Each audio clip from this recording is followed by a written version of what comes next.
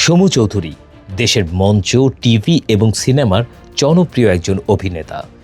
১৯৯০ সালের ২২ মার্চ পিটিভিতে প্রচারিত হয় তাঁর অভিনীত প্রথম টিভি নাটক সমৃদ্ধ অসীম। তারপর থেকে তাঁর অভিনয় দর্শকদের মন জয় করে রেখেছে বছরের পর বছর ধরে। তবে মাঝখানে বেশ কয়েক বছর অভিমান করেই অভিনয় থেকে দূরে ছিলেন সমু। বৃহস্পতিবার সকালে সামাজিক যোগাযোগ মাধ্যমে অভিনেতা সমু চৌধুরীর কিছু ছবি ও ভিডিও ছড়িয়ে পড়ে।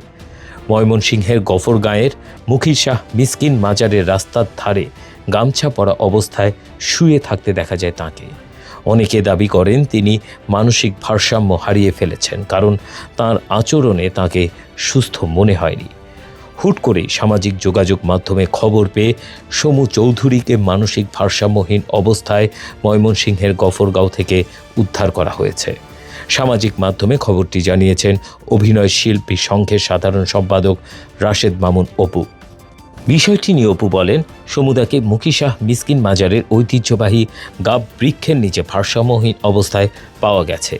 এমন খবর পেয়ে আমরা নিকটস্থ থানায় যোগাযোগ করি। ওখানে আমাদের লোকজন আছে, তাদের সহযোগিতায় নিরাপদ স্থানে নেওয়া হয়েছে। আমরা যত দ্রুত সম্ভব ওনাকে ঢাকায় এনে চিকিৎসা দেওয়ার ব্যবস্থা করছি। সমুর এরকম অসুস্থতার কারণ জানতে চাইলে অপু বলেন, উনার এই সমস্যা আগে থেকেই ছিল।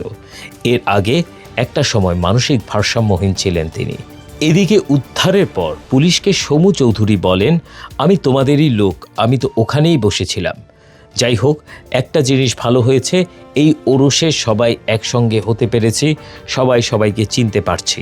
সবাই বলেন, এই যে বাবার আশীর্বাদ আমরা পেলাম, এটা যেন আগামী ওরস পর্যন্ত নিয়ে যেতে পারি। এখানকার মানুষজন এত সহজ সরল, নিজের কাছেই গর্ব হচ্ছে, মনে হচ্ছে নিজের পরিবারের লোকজনদের মাঝেই গল্প হচ্ছে। সমু চৌধুরীর বিষয়টি সম্পর্কে জানতে যোগাযোগ করা হয় সমু চৌধুরীর পরিবারের সঙ্গে। নাম প্রকাশে অনিচ্ছুক তার এক স্বজন জানান, সমু চৌধুরী ঈদে যশোরের গ্রামের বাড়িতে এসেছিলেন, সবার সঙ্গে ঈদও করেছেন। মঙ্গলবার তার মাকে জানান শুটিং আছে, তা বলে বাড়ি থেকে ঢাকার উদ্দেশ্যে বের হন। কিন্তু কিভাবে ময়মনসিংহের মাজারে পৌঁছালেন তা তারা কেউ বলতে পারছেন না। অসুস্থ অবস্থায় অভিনেতা সমু চৌধুরীকে উদ্ধার করা হয়েছে।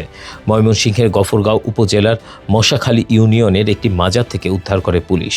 বর্তমানে তাকে পার্শ্ববর্তী একটি নিরাপদ স্থানে রাখা হয়েছে। পুলিশ জানিয়েছে পরিবারের জিম্মায় তাকে তুলে দেয়া হবে। পাগলা থানার ভারপ্রাপ্ত কর্মকর্তা ফেরদৌস আলম গণমাধ্যমকে বলেন, সমু চৌধুরী এখন কিছুটা সুস্থতা অনুভব করছেন। আমার টিম তার সঙ্গে রয়েছে। অভিনয় শিল্পী সংঘের নেতাদের সঙ্গে আমাদের সার্বক্ষণিক যোগাযোগ চলছে। ঢাকা থেকে কয়েকজন রওনা দিয়েছেন।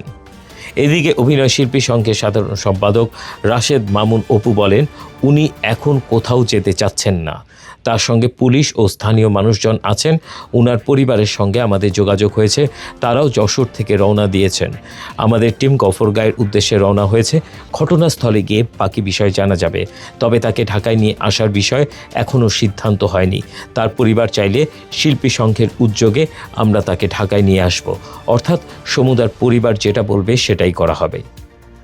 মাজারের পাশের বাসিন্দা আল মামুন গণমাধ্যমকে বলেন, বুধবার রাত 10টার দিকে মাজারের পাশে মোটরসাইকেল চালকের সঙ্গে এক ব্যক্তির বাকবিতণ্ডা শুনে এগিয়ে যাই আমি সহ কয়েকজন। তখন অভিনেতা সমু চৌধুরীকে চিনে ফেলি। মোটরসাইকেল চালককে ভাড়া না দেওয়ায় সমু চৌধুরীর সঙ্গে তার বাকবিতণ্ডা চলছিল। মোটরসাইকেল চালক বলছিলেন ঢাকা থেকে তাকে এখানে নিয়ে এসেছেন। সমু চৌধুরী এই সময় খালি গায়ে ছিলেন, পরনে ছিল ট্রাউজার, সঙ্গে ছিল একটি ব্যাগ। এই সময় অভিনেতার আচরণে তাকে সুস্থ মনে হয়নি, তবে আমরা পরে মোটরসাইকেল চালককে বুঝিয়ে পাঠিয়ে দেই।